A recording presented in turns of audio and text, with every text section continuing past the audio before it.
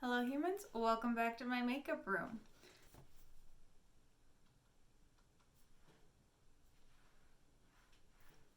Today we're going to do a video I've never done before. This is going to be a collection of cult status makeup products that lots and lots of people seem to love that I don't.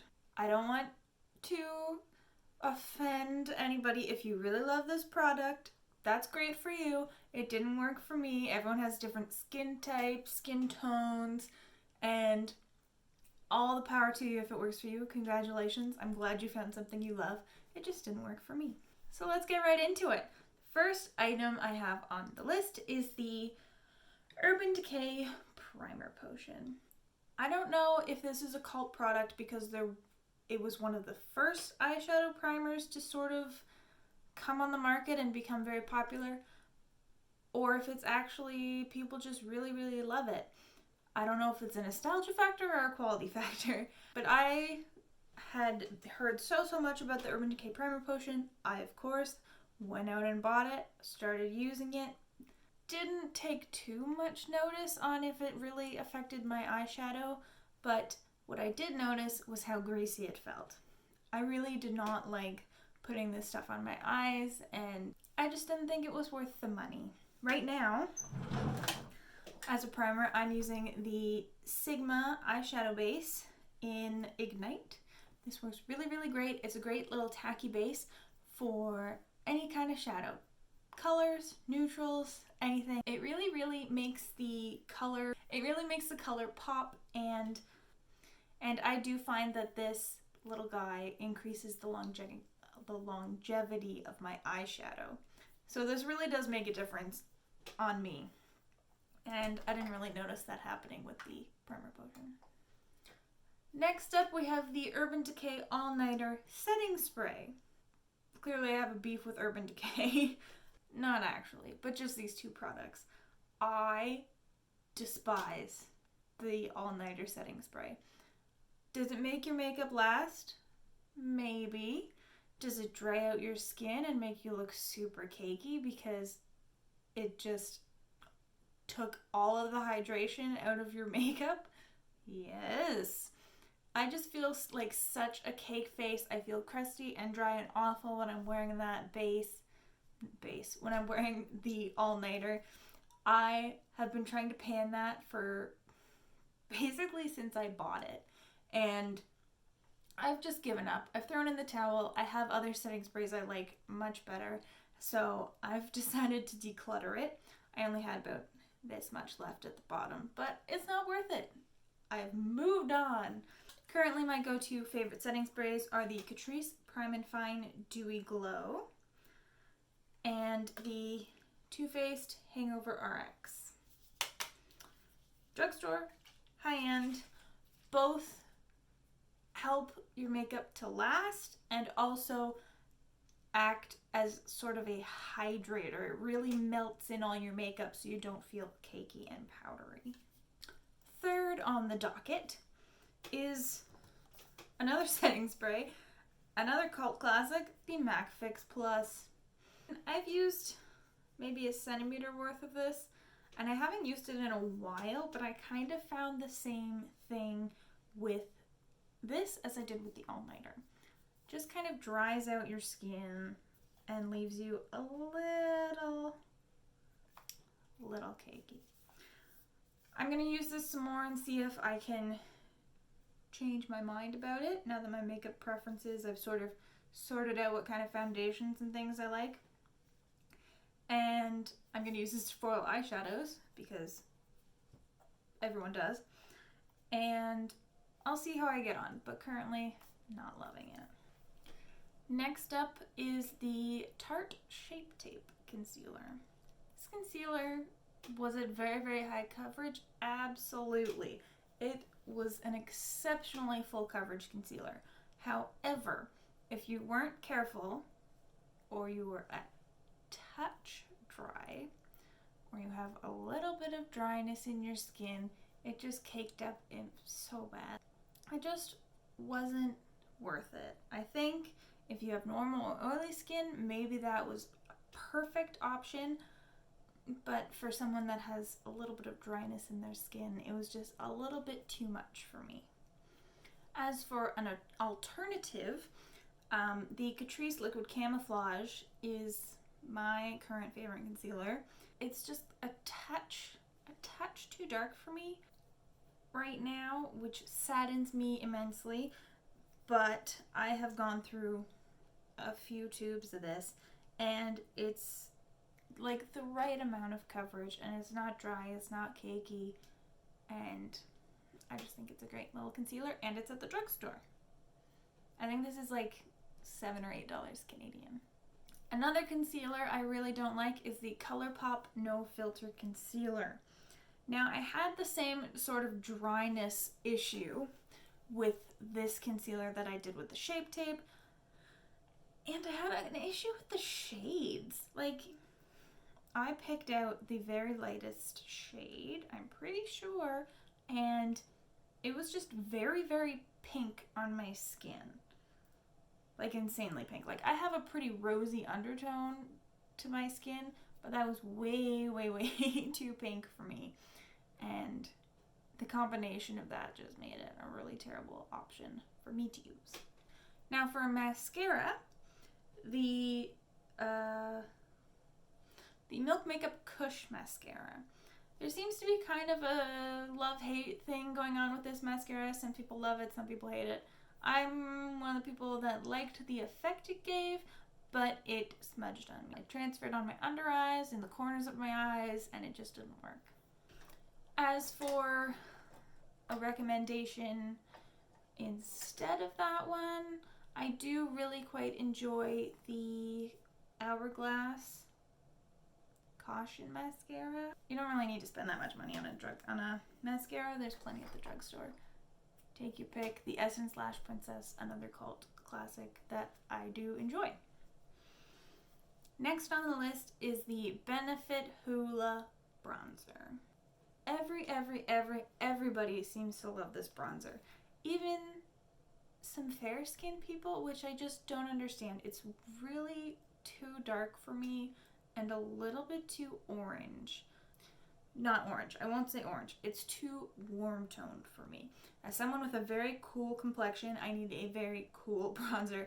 If I wear a warm-toned bronzer, it just looks orange immediately, whether it's an orange-looking bronzer or not. So I have to be really careful what I do with that. So maybe if you have a warm undertone in your skin, it'll be a perfect bronzer, even if it is a little deep. If it blends out, it should be fine. As an alternative option, I'm going to say the Fenty Beauty bronzer in Into Sun. This is the lightest shade. It is fair, and it is cool tone.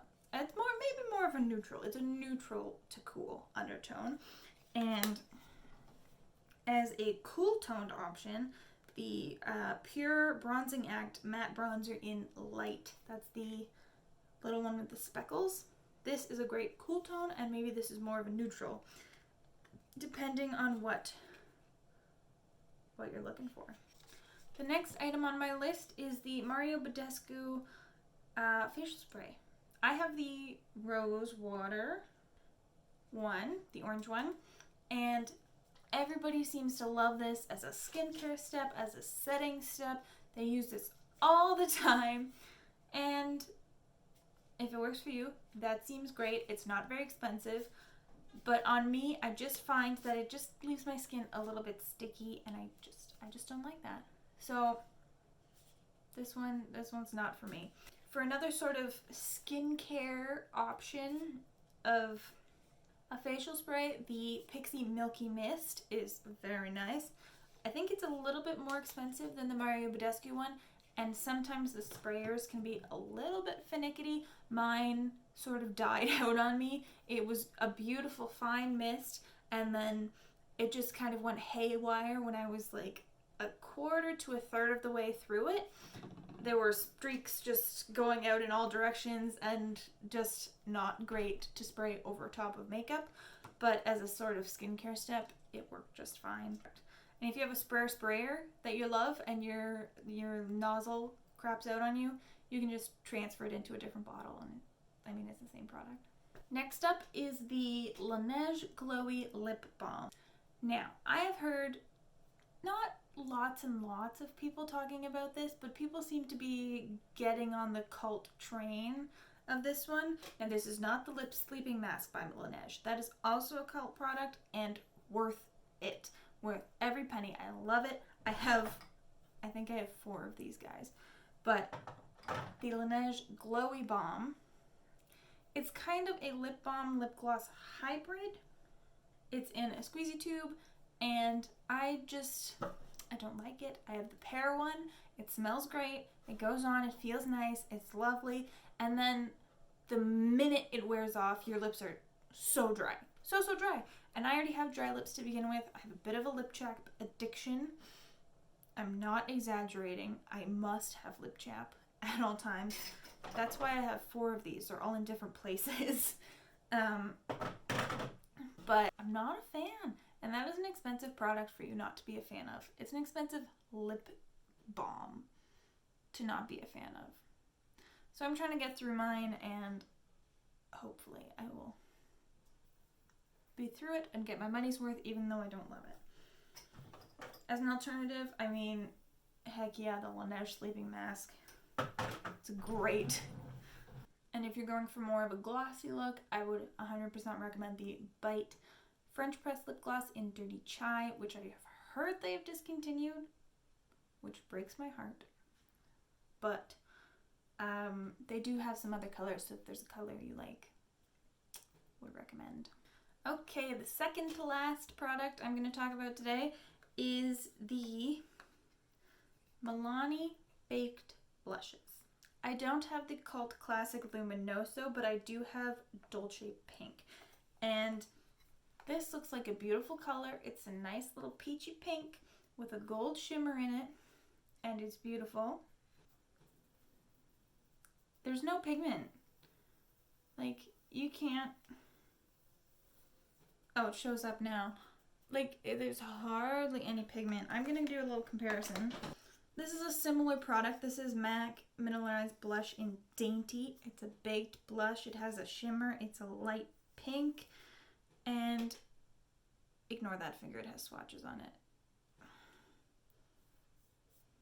You can just see, maybe you can't, but you can see the MAC one, the Milani one. There's just so much more pigment in this MAC one, and this Milani one, even if you build it up and build it up and build it up, which, I mean, you can do, but it wears off. It just disappears after a few hours, which is not something I want my blush to do. I want to slather myself in blush, and I want to stay all day because I love over-applying blush. Do I get the satisfaction of over-applying this blush? Yes, because I have to pile on so much to make it look like I'm wearing anything. But then I look like I'm not wearing any blush later on through the day. This is a drugstore product. It's very affordable, but I just don't think it was worth the money.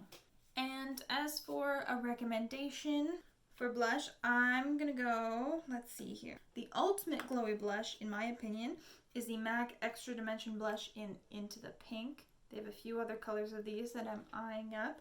This is a little bit maybe more shiny than the Milani one tends to be.